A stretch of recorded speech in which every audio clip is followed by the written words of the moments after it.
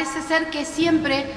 lo que nos convoca en la temática de jóvenes en conflicto con la ley es la edad de punibilidad. Siempre es el tema recurrente, sobre todo cuando hay casos mediáticos, porque cuando no tenemos casos mediáticos nadie se acuerda, ¿sí? Mari Beloff hace, no sé, más de 20 años escribió un artículo, Niños los olvidados de siempre, y siguen siendo olvidados. De hecho, hubo proyectos de reforma de la ley 22.278, no de reforma de la ley, sino de hacer una verdadera ley, sobre todo a partir de la vigencia del compromiso de Argentina con la firma de la Convención de Derechos del Niño, la necesidad de hacer una ley de responsabilidad penal juvenil que se ajuste a los parámetros de la Convención, ¿sí? Porque la que hoy tenemos vigente, la 22.278, es una ley del proceso, y lo único que tiene, a mi modo de ver, y lo único que se celebra internacionalmente de esa ley, ¿saben qué es? Precisamente el estándar de edad de no punibilidad, que está entre los estándares considerados por el Comité de Derechos del Niño, entre los estándares más razonables para aplicar, el de los 16 años, y también un escalón abajo consideran apropiado el de 14, pero critican mucho estándares como de 10 años, 9 años, 11 años. Nuestro Congreso Nacional eligió como parámetro el de 16 años de no punibilidad. Es un estándar de política criminal, es una convención. Esto no quiere decir que las personas menores a 16 años no comprendan o no dirijan, ¿sí? Sino que se estableció que a partir de esa edad el Estado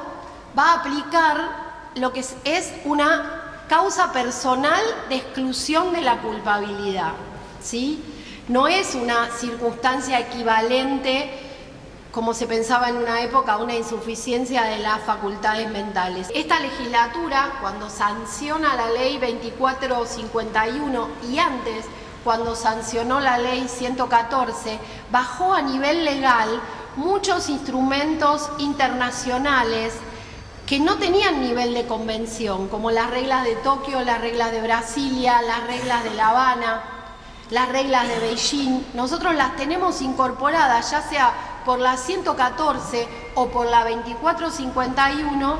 al procedimiento penal juvenil que rige la CABA, que es de los más modernos y dinámicos en todo el ámbito del territorio de la República Argentina. Hice esta introducción respecto de la necesidad de la interpretación restrictiva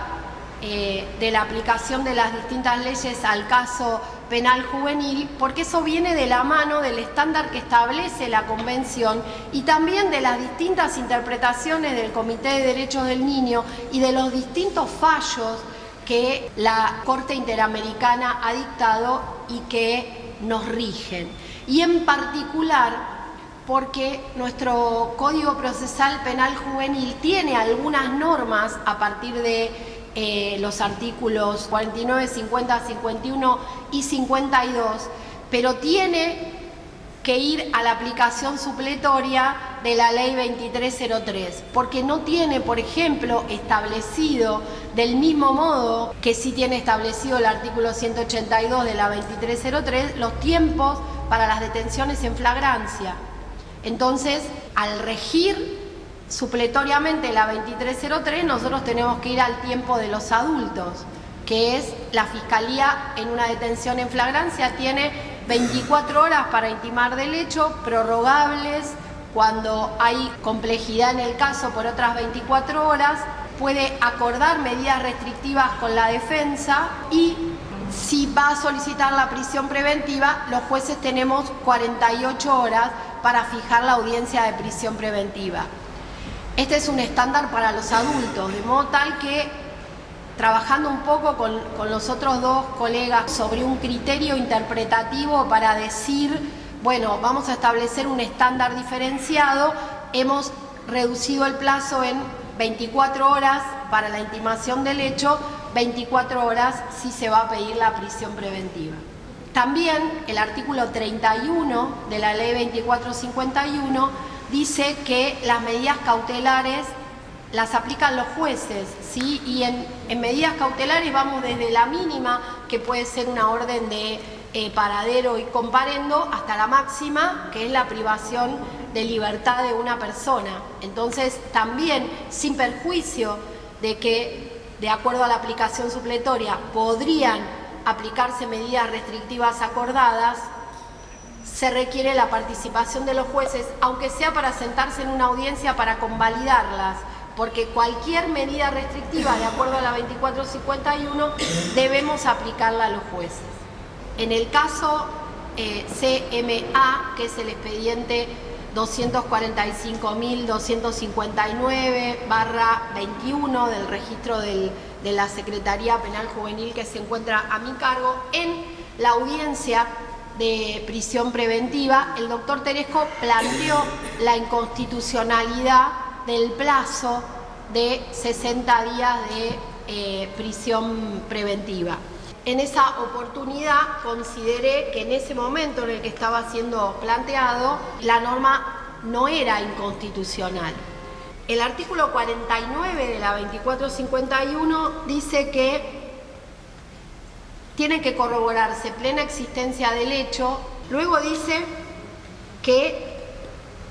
el juez o jueza para dictarla tiene que presumir que la condena será efectiva. Y luego el artículo 50 habla de la existencia de riesgos procesales, de entorpecimiento del proceso y peligro de fuga, cuya enumeración nos remiten a los artículos 180, 181 y 182 del Código Procesal Penal, Ley 2303, porque no están definidos en la 2451.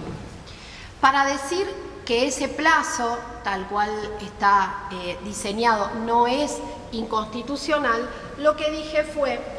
que nosotros debemos interpretar esa norma a la luz del artículo 19 de la Convención Americana de Derechos Humanos o Pacto de San José de Costa Rica, que es el que se refiere a los derechos de los niños y a la satisfacción de esos derechos de acuerdo a cómo están enumerados en la Convención, la regla 17 de las reglas de La Habana, la regla 13 de las reglas de Beijing, el artículo 37, inciso B de la Convención de Derechos del Niño y la regla 6 de las reglas de Tokio, que dicen que la prisión preventiva es el último recurso. Esto también en materia penal juvenil, ¿no? Y una última cosa antes de cerrar, que tiene que ver con otro mito y que se dio en este caso también, y lo comento porque es importante que los operadores del sistema tengan presente que cuando una persona comete un hecho siendo menor de edad, no importa que haya estado prófugo, que no se lo haya podido juzgar, por el motivo que sea, que llegue a juicio cuando tenga 21, 22, 23 años, siempre, en tanto obviamente el hecho no esté prescripto, se le va a aplicar la ley penal juvenil. Nosotros lo tenemos estrictamente determinado en el artículo 7 de la 2451, que dice que no cambia la competencia por más que la persona cumpla la mayoría de edad, porque tiene que ver con la etapa de la vida en la que se cometió el delito. Hoy esta es la ley que se aplica.